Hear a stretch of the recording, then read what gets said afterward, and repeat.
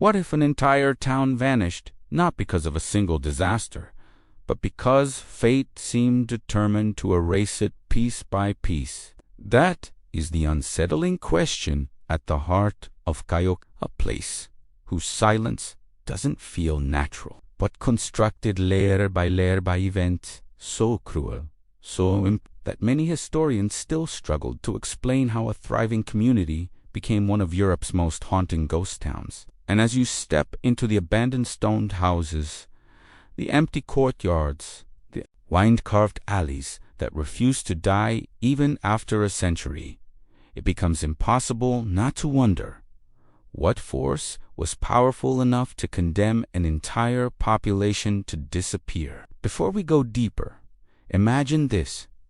You are walking through a hillside filled with homes, hundreds of them, all roofless, all hollowed out, all staring back at you like the sockets of a skull.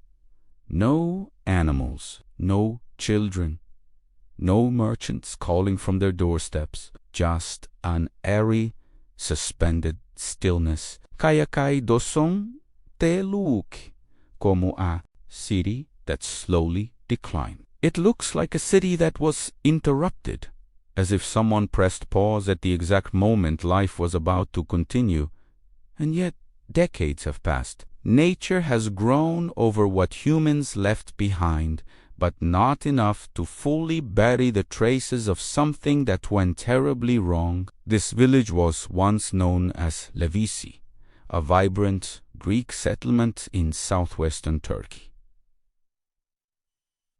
It was not a hidden place. It was not cursed, at least not at first. In fact, it was a center of commerce, culture, and community, where families passed stories through generations and where sunlight hit the stone facades in a way travelers described as gold melting on the walls.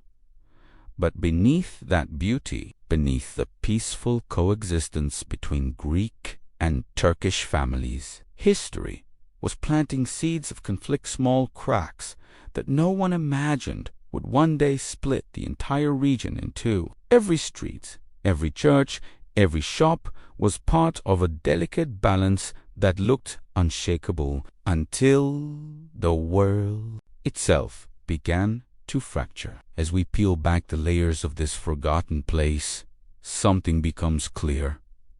Kayakoy didn't die once. It died several times. It suffered earthquakes, political upheavals, betrayals between neighbors, and finally, a forced population exchange that sealed its fate. And yet, strangely, this is not the whole story, because even after the last inhabitants were pushed out in 1923, attempts to revive the town repeatedly failed. New settlers avoided it. Reconstruction projects collapsed. Tourists described a strange heaviness in the air.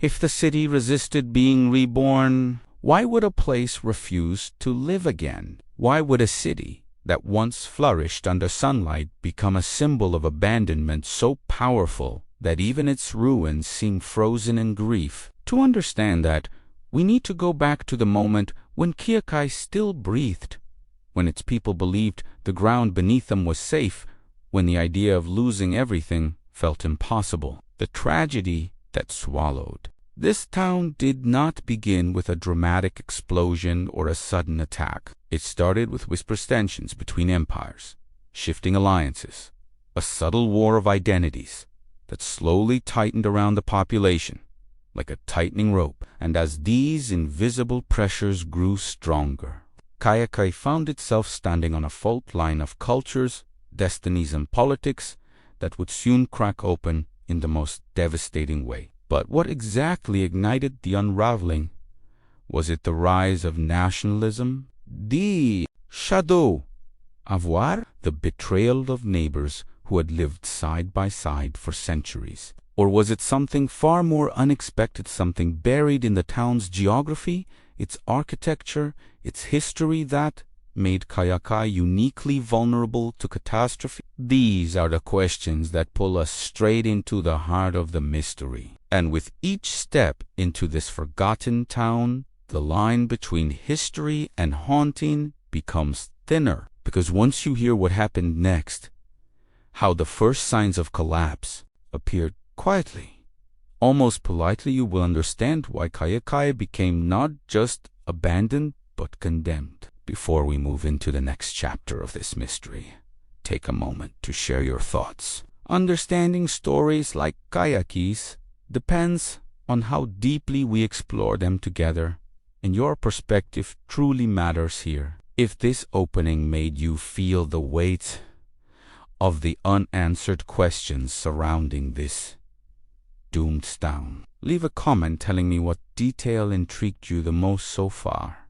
And, of course, if you're finding value in this investigation, don't forget to like this video and subscribe so we can keep uncovering the hidden truths behind the world's most haunted places. Before Kayakoy became a hollow shell echoing with the weight of abandonment, it was a flourishing hillside village whose daily rhythm resembled the gentle pulse of a world untouched by catastrophe. To understand the magnitude of its downfall, we first need to step back into the era when life here felt unbreakable. Picture the early mornings, sunlight spilling down the slopes, warming the stone walls of hundreds of homes neatly arranged like mosaic tiles, smoke rising from chimneys, farmers guiding donkeys through narrow pathways, bakers sliding fresh bread from their ovens as children chased one another between olive trees. It is impossible to imagine, from this peaceful beginning, that such an intact world would soon be shattered beyond repair, long before whispers of war or political tension. Kayakoy, then known as Levisi, thrived as a predominantly Greek settlement in southwestern Turkey. Its identity was shaped by craftsmanship, trading routes, and religious traditions that bound families together for generations. Two magnificent churches served as the town's beating heart, one dedicated to the Archangel Michael, the other to the Virgin Mary. Their bells once rang out across the valley, summoning villagers to gatherings, celebrations, and rites of passage that defined the community's shared memory. The echoes of those bells still linger among the ruins, as if the stones themselves refused to forget. But what truly made Kayakoy remarkable was the coexistence between Greek and Turkish residents. For centuries, the village maintained a delicate harmony that seemed rare in a region often shaped by shifting borders and complex identities. Merchants traded side by side. Families visited one another during festivals. Languages blended in the streets. It felt like a world where the lines between cultures blurred rather than divided, where differences enriched rather than threatened daily life. And yet, beneath that harmony, history was quietly sharpening its edges. As we walk through this earlier version of Kayakoy, the contrast becomes almost painful. Every detail speaks of a thriving town anchored by tradition and community. Homes were built on terraced hillsides, carefully positioned so that no house blocked another's, sunlit, a poetic symbol of mutual respect. Wells were dug with precision. Schools echoed with the laughter of children learning stories written in languages that would later be used to tear them apart. Even travelers who passed through Levisi described it as a place where the mountains protect the people and the people protect one another. Those words now feel like a warning no one recognized. Around this time, life in the village followed a rhythm that felt eternal. Seasonal markets brought color and noise. Weddings filled the streets with music. Farmers cultivated vineyards and olive groves that stretched 4 miles. The town was neither wealthy nor grand, but it pulsed with a quiet prosperity, an unspoken confidence that tomorrow would look much like today. And perhaps That was the first deception. History often strikes hardest, not when a place is weak, but when it is certain it cannot fall. Because just beyond the horizon, forces were gathering: political storms, nationalist movements, global tensions villagers could not yet see. They had no reason to suspect that their peaceful coexistence would soon be tested by events far beyond their control. Yet small changes had begun to ripple through the region. Unusual visits from officials, tensions whispered in markets, shifting alliances that made some households uneasy. Nothing dramatic, nothing overt, but enough that a few villagers felt an inexplicable chill beneath the warmth of their daily routines. Here lies the first twist in the story. Kayakoy's downfall did not begin with violence. It began with stillness, a quiet, uneasy stillness that crept between the stone houses like a shadow. The villagers continued their lives, unaware that this silence was the earliest symptom of an approaching disaster. The bells still rang. Children still played. The markets still opened. But something subtle had shifted in the air, as if the village had entered a fragile pause before a storm. And as we move deeper into Kayakoy's past, the tension becomes impossible to ignore. The harmony that once defined the town would soon crack under the weight of conflicts no one living there had caused. The prosperity that once seemed unshakable would serve only to highlight the tragedy ahead. The very landscape that cradled the town would become a witness to its unraveling. Long before Kayakoy became a skeleton of stone and silence, the first fractures in its fate appeared in ways so subtle that most residents dismissed them as ordinary shifts in daily life. Yet, in hindsight, these early tremors were the beginning of the unraveling a sequence of warnings that, if understood in time, might have changed everything. The tragedy is not only that the signs were missed, but that they were hidden beneath the warm familiarity of routine, making danger nearly impossible to recognize until it was too late. At first, the changes were almost imperceptible. Traders who once traveled freely between regions began speaking in hushed tones about tensions rising in distant cities. Political speeches in the empire grew sharper, tinged with nationalism that felt foreign to villages built on shared traditions. Maps were redrawn in government offices, but the meaning of those lines had not yet reached the cobblestone paths of Kayakoy. The villagers continued their work in the fields and workshops, unaware that the borders separating identities were becoming more rigid, more dangerous, and more unforgiving. Then came the shift in conversations. During market days, merchants who once traded with easy camaraderie became cautious, guarded. Rumors drifted through the streets, rumors of distrust between Christians and Muslims in neighboring towns, of rising suspicion, of old grievances resurfacing with a new sharpness. But Kayakoy had lived in harmony for centuries. The villagers believed they were different, insulated by history and community ties. They did not imagine that the flames consuming distant regions would one day reach their own doorstep. This is where the narrative takes its first major twist. The sense of security that protected Kayakoy was the very thing that blinded it. When people feel safe for long enough, they mistake stability for permanence. They believe history will continue in a straight line, never realizing how fast it can turn. The people of Kayakoy were no different. They saw neighbors whispering in corners, but assumed it was gossip. They noticed foreign soldiers passing through, but believed it was temporary. They heard stories of conflict, but trusted that the mountains surrounding their valley would safeguard them from whatever chaos stirred beyond. But shadows were creeping closer. Officials from the collapsing Ottoman Empire began appearing more frequently in the region. Sometimes they came with questions, other times with orders. Census records were reviewed.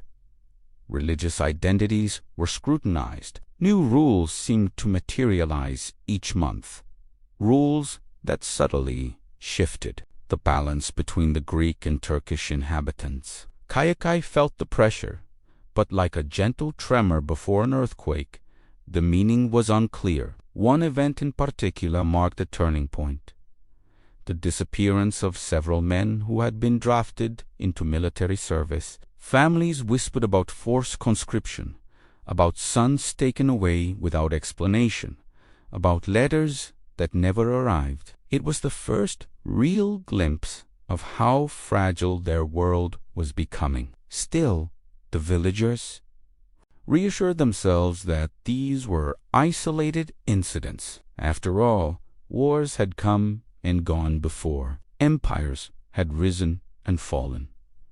Kayakoy had always survived, but the world was changing in ways they could not comprehend. Nationalist movements were hardening identities that had once blended seamlessly within the village. The concept of belonging began to shift from community to ethnicity, from shared land to rigid categories enforced by governments struggling for control. Kayakoy's multicultural harmony, once its greatest strength, was slowly becoming a target. Another twist emerges here. As tensions rose, nature seemed to echo the unease. Minor tremors shook the region. A nearby river shifted course after heavy rains. Crops that had flourished for decades suddenly yielded less. Superstitious villagers whispered that the land itself was warning them. More rational residents called it coincidence, but both groups sensed the same unsettling truth: Kayakoy was entering a new chapter, and it would not be kind. Despite these signs, life continued. Weddings were celebrated. Festivals filled the streets. Children played on the hillsides. On the surface, nothing appeared doomed, but beneath the laughter, uncertainty tightened its grip. Split-second glances lasted a little longer. Conversations ended when strangers walked by. Families closed their doors earlier. The villagers did not know it, but they were living through the calm before the storm, our calm so deceptive that future generations would struggle to believe how unprepared the town truly was. This is the haunting irony. When the first signs of collapse appeared, they were scattered, disjointed, easy to ignore, but together they formed a map pointing directly toward the fate that would soon engulf Kayakoy. And the darkest part is this: no matter how closely we examine the past, it's difficult to tell whether anything could have stopped what was coming next. By the time the world reached 1923, the fragile threads holding Kayakoy together had already been stretched to their limit. Yet nothing, not the political tension, the silent disappearances, nor the creeping distrust could prepare the villagers for the event that would deliver the final and irreversible blow: the compulsory population exchange between Greece and Turkey. What came disguised as a diplomatic agreement would become the most devastating chapter in Kayakoy's history, transforming a once thriving community into a hollow monument to forced exile. The agreement, signed in Lausanne, was presented as a solution to the ethnic conflicts tearing apart the remnants of empires. Its logic was simple on paper. Greek Orthodox Christians living in Turkey would be sent to Greece, and Muslims living in Greece would be sent to Turkey. Yet the human reality behind such a cold administrative decision was far from simple. Families who had lived on the same land for generations suddenly found their identity rewritten, not by their own hands, but by distant leaders who claimed the power to determine where someone belonged. Here is the first twist of this chapter. Kayakoy's Greek residents were not outsiders. They were not migrants. They were not temporary guests. They were descendants of families who had lived in the region for centuries, long before the modern nations of Greece or Turkey even existed. Their culture, their rituals, their memories were intertwined with the landscape itself. But identity, once defined by community and shared history, was now being defined by the politics of nation-building. When the order came, it arrived with a cold, bureaucratic certainty that felt almost surreal. Soldiers and officials moved through the region with lists of names, marking households for relocation. Many villagers refused to believe the news at first. They had Turkish friends, Turkish neighbors, Turkish business partners. Surely these relationships would protect them. Surely Kayakoy, which had survived Ottoman rule, wars, and natural disasters, would survive this too. But the lists did not care about friendships or shared years. They cared only about religion and ethnicity, two pillars that suddenly became prison bars. The separation unfolded with a slow, agonizing clarity. Families packed what they could, leaving behind furniture, livestock, and heirlooms too heavy to carry across the sea. Churches that once echoed with hymns became meeting points where villagers gathered in disbelief, trying to understand how a single decree could uproot their entire existence. Some held on to hope that the order would be reversed. Others knew deep down that history had already chosen its direction. Meanwhile, Turkish Muslims from Greece began arriving in the region. But here lies another twist. Most refused to settle in Kayakoy. The houses, though solid, seemed foreign. The layout of the village felt unfamiliar, and whispers about the suffering of those who had been expelled spread quickly. New arrivals described the town as too empty, too heavy, or carrying a sadness in the walls. They moved elsewhere, leaving Kayakoy's homes untouched. The doors opened like mouths frozen by late 1923. The exodus was complete. The last Greek families walked away from their homes, some turning back for one final look at the place that had shaped every piece of their identity. Their footsteps faded into the hills, leaving behind a town that had lost not just its population, but its soul. And this created the eerie paradox we see today. Kayakoy was not destroyed by fire, flood, or war. It was destroyed by the absence of voices, by memories uprooted, by the silence that replaced centuries of life. From that moment onward, Kayakoy would no longer be a townlet, would be a monument to displacement, a physical reminder of how political decisions can erase entire worlds. And yet, the tragedy did not end there. The abandoned homes, left intact and untouched, became time capsules that preserved the exact moment life was interrupted. Beds remained in corners. Tools lingered on shelves. Graffiti from children stayed on walls. The ghosts of Kayakoy were not supernatural. They were the shadows of ordinary people who never returned. This forced transformation raises a haunting question. If a place loses its people, can it still be considered alive, or does it become a shell, waiting for a future that will never come? And more importantly, what hidden consequences did this massive displacement set in? Motion, consequences that continue to echo through the ruins even today. If the population exchange delivered the fatal blow, what followed was something even more unsettling.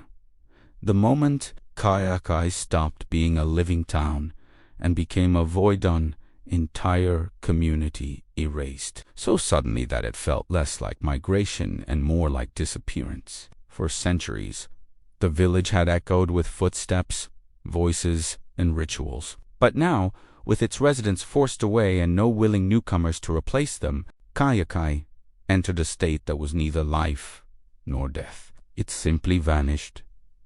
The transformation was shockingly fast. 1 week, the stone houses still held the warmth of human presence. The next, the doors hung open, the windows stared blankly, and silence swept through the streets like a final verdict. Even the animals behaved differently. Stray dogs avoided the empty alleys. Goats refused to graze near the abandoned homes, as if some instinct warned them that the town was no longer a safe place to linger. Travelers who passed by around this period described an overwhelming sense of something being missing, though they struggled to put their unease into words. What makes this moment so haunting is that Kayakoy did not crumble due to a natural disaster. The homes were not destroyed. The fields were not burned. The churches still stood, but the very essence of the town, the heartbeat created by human presence, was removed so cleanly that the silence felt unnatural. And silence in a place built for sound becomes a kind of echoing scream. Here emerges the first twist of this chapter.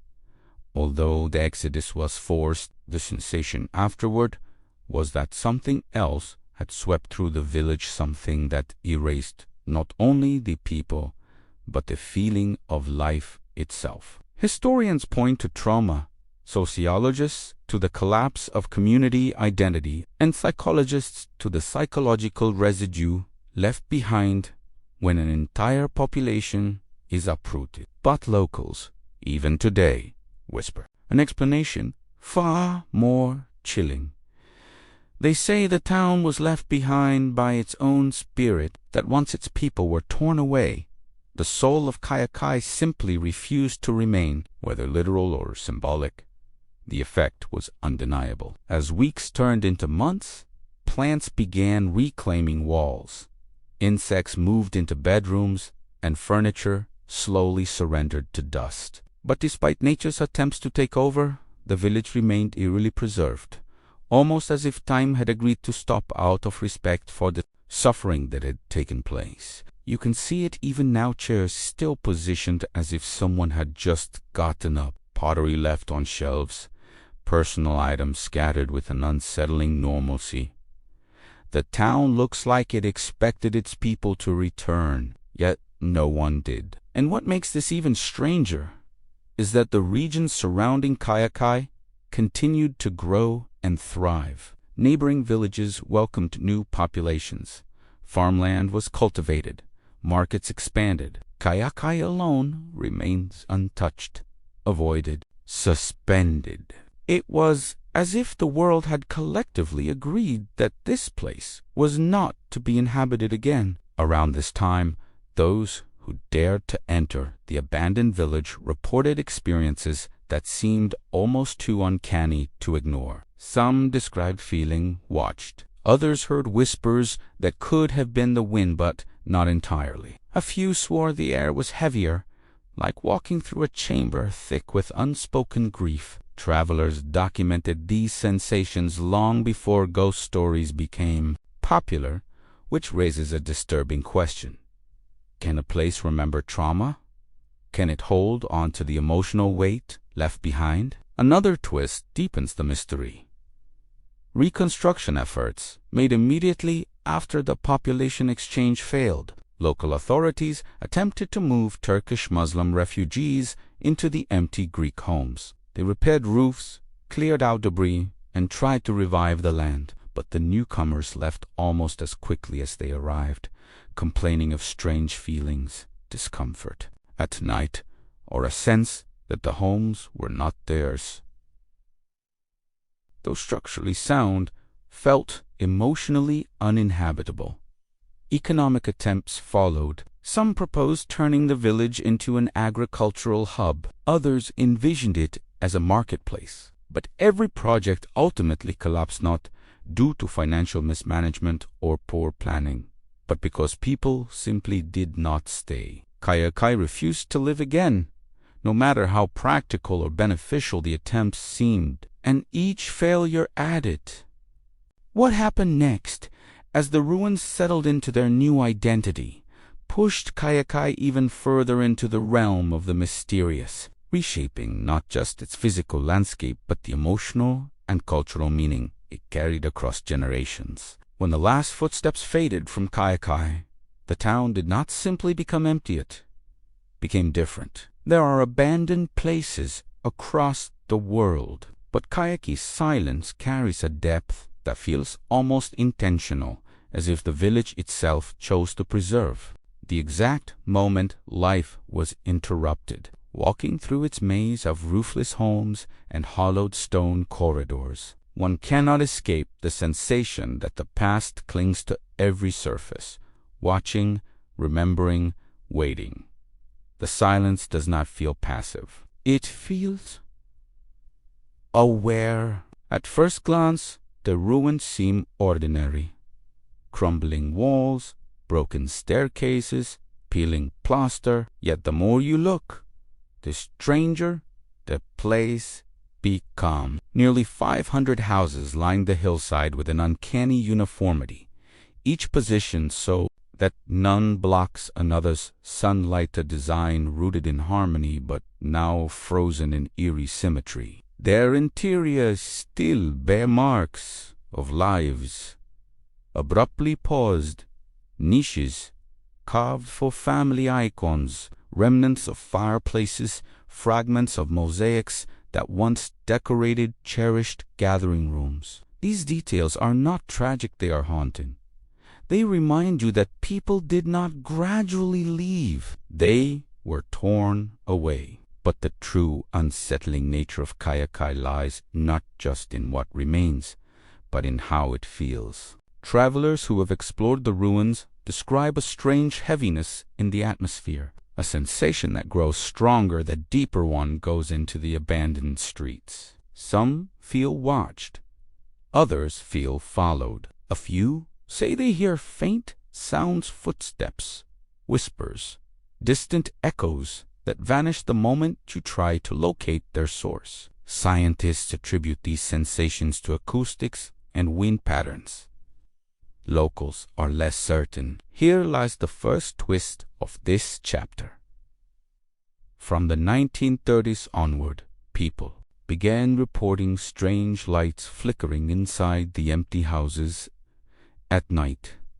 Not lanterns, not fires, soft glows that moved unpredictably, sometimes appearing in several windows at once. Visitors initially assumed it was vandals or travelers seeking shelter, but upon investigation, the houses were consistently empty, undisturbed, and cold. Some claimed the lights resembled reflections, but there was nothing reflective inside the bare stone rooms. Others whispered that they looked like silhouette shapes moving without bodies, as if the memory of the town were trying to animate the spaces again. Then came the stories of the churches. Kayaköy's two main sanctuaries, once centers of community life, became the heart of the village's most unsettling rumors. Visitors reported hearing faint, rhythmic sounds, something like chanting, though impossible to decipher, echoing through the halls. Not constantly, not predictably, but often enough that even rational investigators could not dismiss the pattern. One historian who documented the phenomenon described it as the building remembering the voices that filled it. That poetic explanation, though metaphorical, captured something deeply uncomfortable. Kayakoy does not feel abandoned. It feels paused. Another twist emerged during archaeological surveys in the mid-20th century. Teams found objects left behind in states that defied logical explanation. Tools perfectly aligned on workshop tables, as if someone had set them down moments before. Handwritten letters placed neatly beneath stones to prevent them from blowing away. Bowls and utensils arranged as though a meal had just been finished. These discoveries were not surprising on their own. Many abandoned villages showed traces of daily life. But what puzzled researchers was the lack of disturbance. Decades had passed, yet dust patterns suggested no one had touched these items since the day they were left. No animals had scattered them. No weather had shifted them.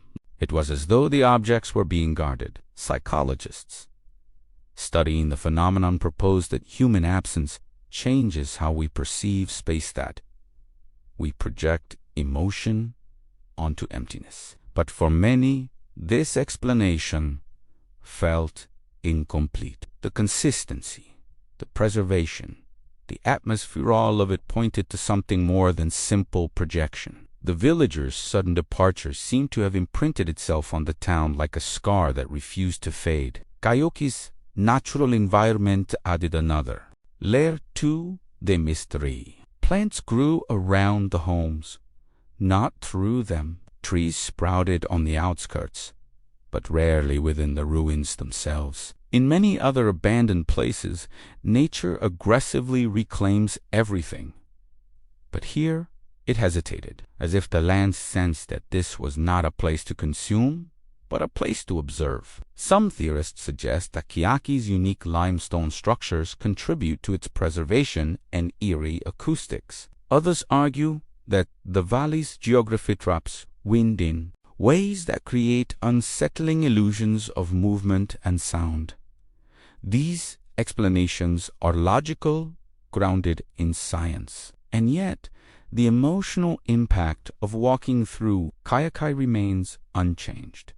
It feels like stepping into a story that is still being told. More recent visitors consistently report the same unnerving phenomenon, the sensation that you are never truly alone. Whether standing in a roofless house, walking past crumbling staircases, or stepping into one of the churches, the feeling persists, a subtle reminder that thousands of lives were once lived here.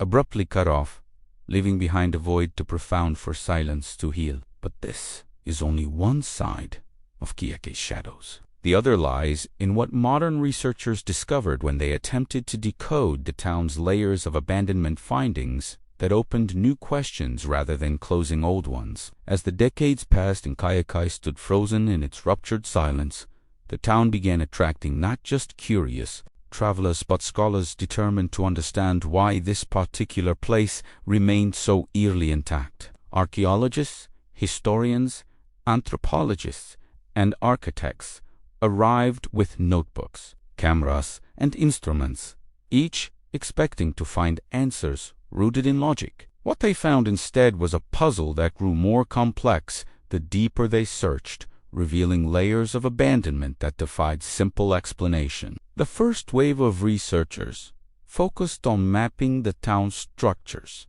expecting to uncover evidence of gradual decay. Yet the early surveys produced a surprising pattern.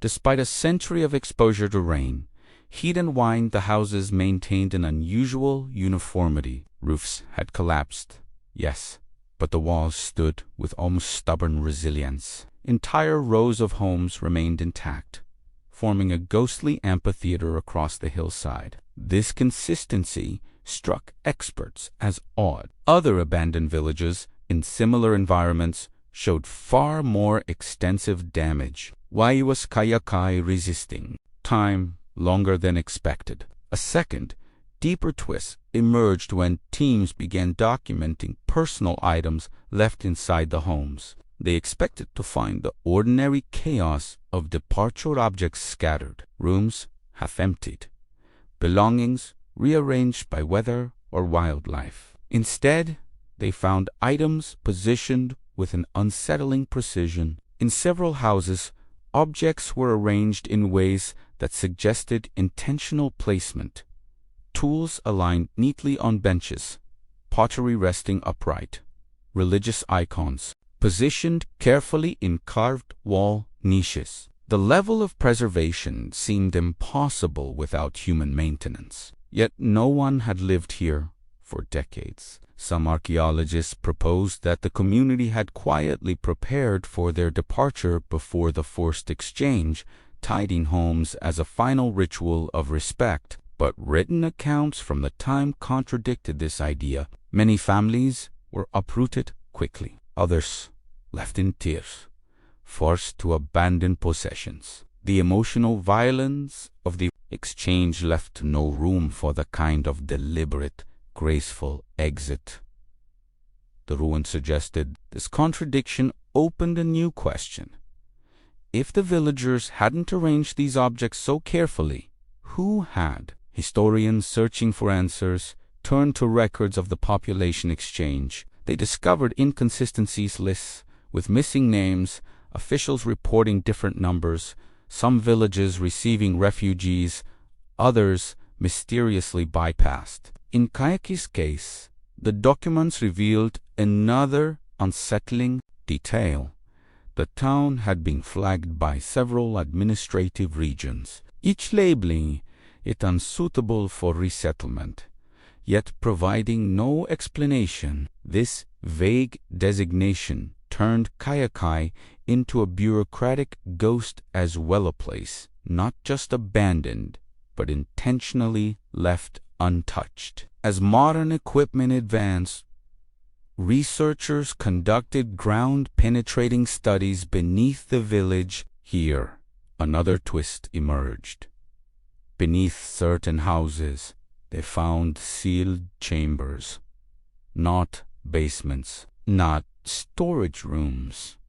Chambers without entrances, as if the structures above had been built without knowledge of what lay underneath. These cavities held no artifacts, no remains, no tools, only finely cut stones, wrenched with remarkable precision. Their purpose remains one of Kayaköy's most perplexing mysteries. Anthropologists approached the village from a different angle. Studying the psychological impact of mass displacement, they explored how collective trauma can imprint itself on a landscape, leaving behind it residual emotional field.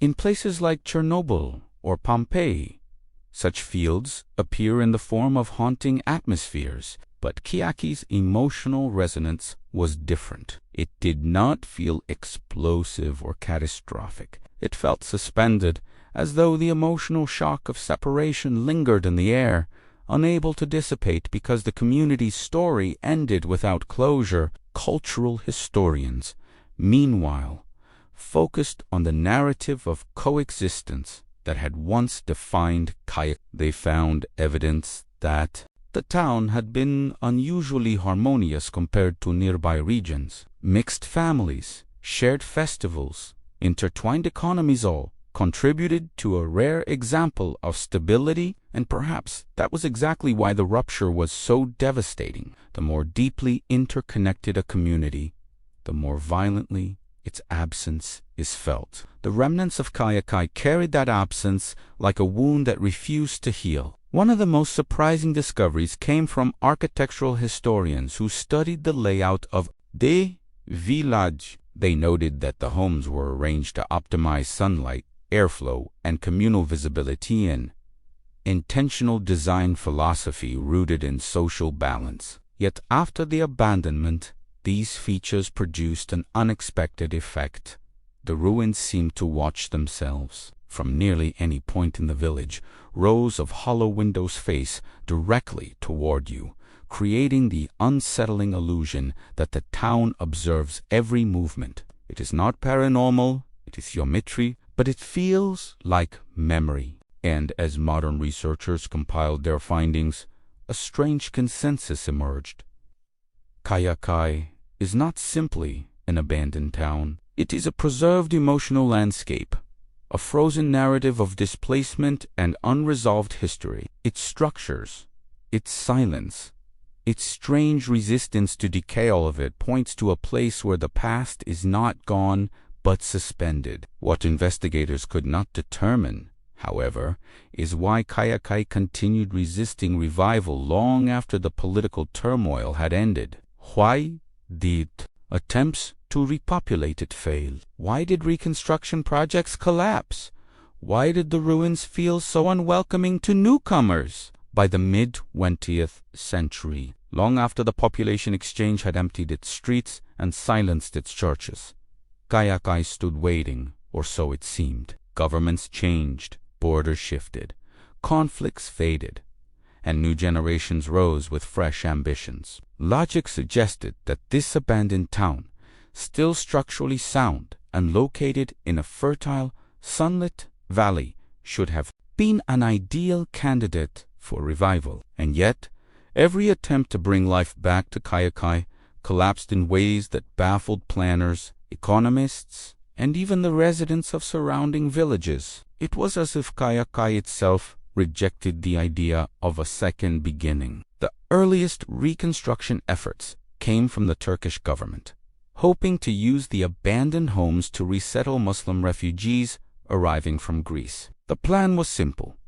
assign empty houses, repair basic infrastructure, and allow new families to reclaim the land. But the initiative faltered almost immediately. Though the houses were strong and offered protection from weather, the refugees refused to stay. They spoke of unsettling dreams, of feeling misplaced, of waking at night with the sense that someone else's life still lingered in the rooms. Some lasted weeks, others only days. Most left before winter, seeking homes in neighboring villages instead. Economists tried to intervene next. They proposed converting Kayakoy into an agricultural hub, leveraging the fertile soil around the village. Tractors were brought in, irrigation channels were mapped, but no large workforce remained to carry out the plan. Those who visited the site to evaluate its potential described feeling inexplicably drained. As if the valley itself didn't want us here, one inspector wrote in a private journal later discovered by research. Though such impressions are subjective, the consistency of these reactions raised eyebrows among officials. Tourism developers came after them, convinced they could transform Kayakoy's picturesque ruins into a cultural attraction. The plan gained momentum. Walking trails, informational plaques, small guest houses integrated into restored homes. But when construction began, workers reported tools going missing or turning up in places they hadn't been left. Not theft misplacement, as if the ruins themselves rearranged the objects in silent protest. Machines broke frequently. Workers complained of dizziness, confusion, and an inexplicable sense of heaviness. Several quit without finishing their tasks. Then came the most ambitious idea of all: rebuilding Kayakoy as a live-in historical village, preserving the architecture while integrating modern amenities. Architects praised the symmetry of the town's layout. Historians supported the idea of honoring its heritage. Everything pointed towards success. Yet something deeper intervened. Here lies the first major twist of this chapter. The more people tried to revive Kayakoy, the stronger the resistance seemed, not through physical danger, not through legal complications, but through an emotional force that made staying unbearable. New walls cracked for no apparent reason. Doors jammed even after repair.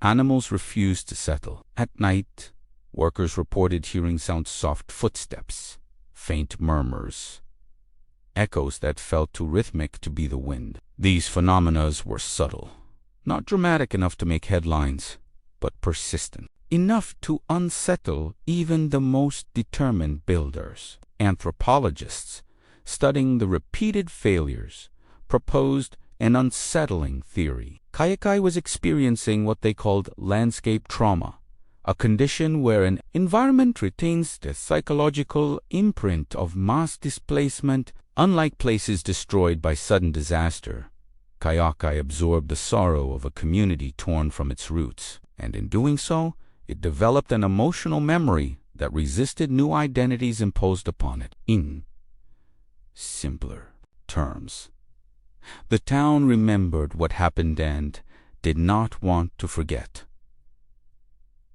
Locals, however, embraced a different explanation. They believed the village's fate was sealed spiritually. According to an old regional belief, when a community is uprooted unjustly, its land remains unsettled until its story receives closure.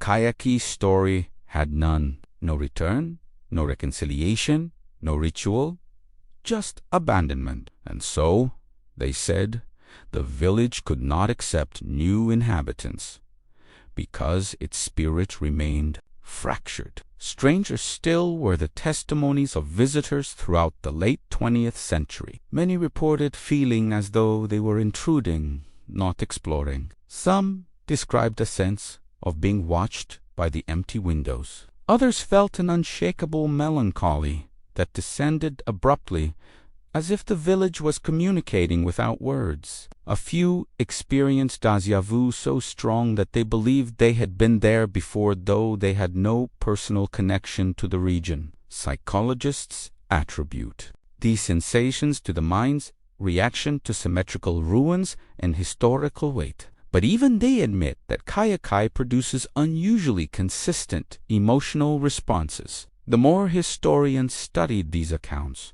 the clearer it became that Kayakoy's abandonment was not a single moment in time. It was a continuing process, a wound that refused to heal. And a place that refuses to heal cannot easily welcome new life. The ruins themselves seemed to hold their breath, suspended between past and present, unwilling to move forward. Attempts to modernize the town eventually slowed, then stopped entirely. Planners shifted their focus elsewhere. Investors withdrew. Even tourism developers scaled back, limiting the area to preservation rather than transformation. In the end, Kayakoy remained exactly as it was, a preserved ghost, a memory carved into stone, a village that would rather remain empty than become something it was never meant to be. As the 20th century unfolded and the world raced toward modernity, Kayakoy remained frozen on, artifact of abandonment, standing defiantly against time. But the deeper historians, sociologists, and travelers looked into its quiet ruins, the more they realized that Kayakoy was not merely an empty village. It was a semblant, unsettling reminder of tragedies that often occur far from battlefields, unseen by the world, but devastating all the same.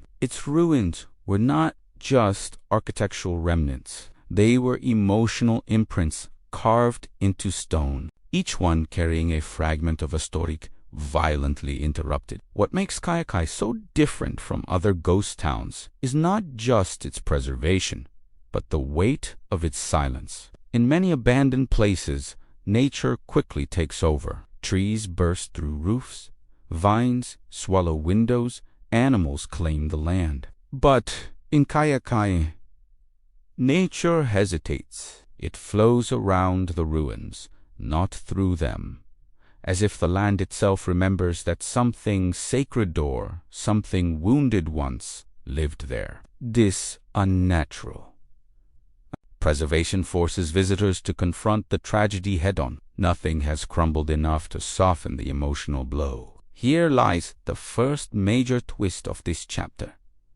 The more researchers studied the ruins, the clearer it became that Kayakoy's disappearance was not simply the consequence of geopolitical decisions. It was the manifestation of a deeper, more universal pattern, one where entire communities are erased not by fire or disease, but by the slow, grinding forces of identity, nationalism, and displacement. Kayakoy's silence echoes the fate of countless other villages across Europe, the Middle East, and Asia, places where people were told that their heritage no longer mattered, where centuries of coexistence were undone in a single generation. But Kayakoy is unique in one crucial way.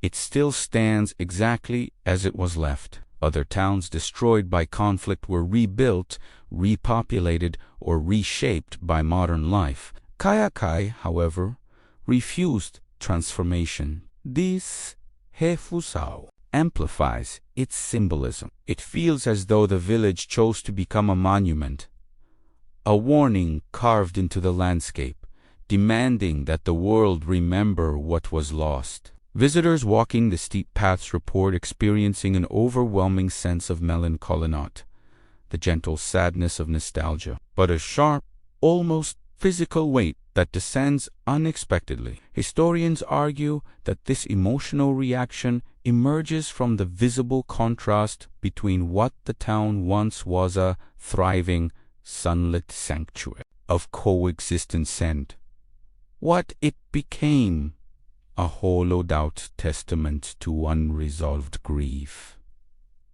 This contrast is not just historical, it's psychological. Kayakoy forces you to imagine the moment everything changed, to picture lives uprooted, traditions interrupted, and futures erased. Yet another twist emerges when comparing Kayakoy to other abandoned places. Most ghost towns fell apart due to economic decline, environmental disaster, or war. In these cases, collapse had a direct, visible cause. But Kayakoy's disappearance was shaped by invisible factors, political agreements, shifting identities, ideological pressures that cannot be photographed or excavated. You can point to a collapsed mine or a dried-up river. You cannot point to a broken treaty or a displaced identity in the same physical way. This makes Kayakoy a rare case, where the tragedy does not lie in what happened, but in what was lost without violence, without fire, without decay. Anthropologists studying the emotional landscape of Kayakoy noted something profound. The village does not feel dead. Instead, it feels unfinished. The story of the community lacks closure. No ceremony marked their departure. No memorial honors their history. No descendants return to reclaim the land. It is a story interrupted in mid-sentence, leaving behind a lingering sense of absence that permeates the ruins. This absence is not emptiness, it is presence without form, a memory without a storyteller. In recent years, historians have compared Kayakoy to the concept of cultural shadow zones, places where unresolved trauma hangs in the air, shaping the environment long after the people are gone. These zones are not supernatural. They are psychological, sociological, and emotional, but they are powerful enough to influence how visitors experience space. Kayakoy, with its unbroken rows of hollow houses and its untouched churches, is perhaps one of the clearest examples of such a shadow zone in all of Europe. And then comes the most telling twist of all. Even now, as tourists walk its pathways and photographers document its beauty, Kayakoy does not feel assimilated into the modern world. It feels isolated, detached from time itself. The rest of the world has moved forward, reshaping its landscapes and rewriting its narratives. But Kayakoy remains anchored to a specific moment in history, refusing to evolve. This resistance creates an emotional paradox, one where the village is both present and absent, a living memory, but dead in practice. What makes this paradox so haunting is the realization that Kayakoy represents not just one tragedy, but countless invisible ones. Every empty window is a reminder of families displaced. Every crumbling staircase hints at futures that never happened. Every silent church echoes with prayers cut short. The village stands as a monument to the unseen casualties of political decisions, communities, erased not by force of arms, but by force of circumstance. And as we stand at the edge of this historical abyss, one final question rises. What does Kayakoy want us to understand about its fate? What truth lies hidden in its silence? And how does its unresolved past shape its meaning in our world today? These questions lead us directly into the final chapter of the story, where the ruins of Kayakoy reveal the most unsettling insight of all. Standing among Kayakoy's roofless homes, feeling the wind thread its way through the hollow windows, you begin to sense something deeper than abandonment. The village does not simply exist as a ruin, it vibrates with an unfinished story, a message suspended between centuries. Kayakoy is not merely a ghost town. It is a question carved into stone, a question that has lingered unanswered for 100 years. What truly happens to a place when the people who shaped its soul are torn away? To understand the weight of that question, you must step into the spaces where life once flourished. Walk through the narrow pathways designed for neighbors who trusted one another. Stand inside the quiet churches where prayers once echoed against painted walls. Look up at the mountains that sheltered generations. It becomes clear that Kayakoy was not a town built on convenience. It was a town built on connection, and that is precisely why its disappearance reverberates so painfully across time. When the villagers were forced to leave, the land did not simply lose its population. It lost its meaning. Traditions, stories, laughter, rituals, arguments, reconciliation, lemons that turned stone into home were severed in a moment of political necessity. The result was an emptiness that no architecture could fill. Kayakoy became a body without a heartbeat, preserved but lifeless. Here lies the first twist of this final chapter. In the decades following its abandonment, many believed Kayakoy had been cursed. But the true curse may not lie in the supernatural, it may lie in the trauma of displacement itself. A trauma so profound that it shaped not only the memories of those exiled, but the land that witnessed their departure. The village became a silent monument to broken continuity, a reminder that history can be rewritten with a single decree, but the emotional fabric of a place cannot be restored so easily. Yet the story grows deeper still. In recent years, researchers studying cultural memory have proposed that places like Kayakoy do not simply hold trauma, they embody it. Every house becomes a container for an unresolved narrative. Every courtyard becomes a stage where unfinished stories linger. This concept suggests that when a community is uprooted without closure,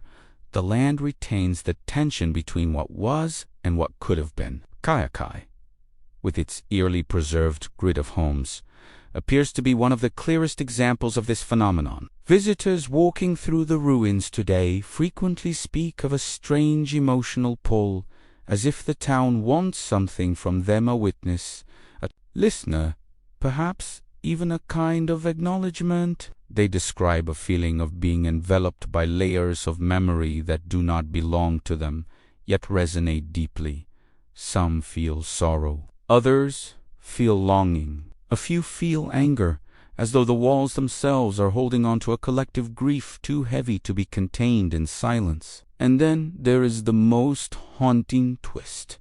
Despite its isolation, despite its abandonment, despite its fractured past, Kayakoy has become one of the most significant symbols of cultural loss in Europe. Not because it was destroyed, but because it was left intact. Its ruins force us to confront a truth. Many prefer to overlook that the greatest tragedies do not always leave scars of fire and rubble. Sometimes they leave spaces where life once thrived. Empty homes, silent streets, a valley filled with echoes instead of voices. Kayakoy reveals a truth about humanity's relationship with place. Communities do not vanish quietly. They leave imprints, emotional and physical, that linger long after the people themselves are gone. And those imprints shape how future generations understand history, identity, and the cost of political conflict. But the final question, the one that echoes through the ruins, is not about what happened. It's about what remains unresolved. Kayakoy's story does not end with abandonment. It ends with a silence that demands interpretation, a silence that challenges us to consider what it means to lose not just a town, but a shared destiny. Silence that invites us to ask, what lessons are we meant to take from a place that refused to forget? As you stand there, surrounded by hollow windows that once framed the lives of hundreds, one thing becomes undeniable. Kayakoy is not waiting to be revived. It is waiting to be understood. And that understanding leads us directly into the final step of this journey where the story meets the viewer. And the meaning of Kayakoy becomes a shared reflection. If you made it all the way to the end of this story, it means Kayakoy reached you in a way that simple history books never could. So before you leave, take a moment to interact with what you just experienced. Your engagement is what keeps stories like this alive. Write a comment below saying, "I want to understand the forgotten towns." This phrase helps the algorithm identify that you're someone who values deep, meaningful history, and it helps this channel reach more people who are searching for these mysteries. And if this journey through the most doomed ghost town in Europe resonated with you, tap the like button. It tells YouTube this content matters. Subscribe to the channel so you never miss the next dark chapter of our past. New mysteries, new disappearances, and new historical revelations are coming, and you won't want to miss any of them. And now, if you're ready to continue exploring the hidden corners of history, the next video is already waiting for you on the screen. Dive into it. The story doesn't end here. The location changes.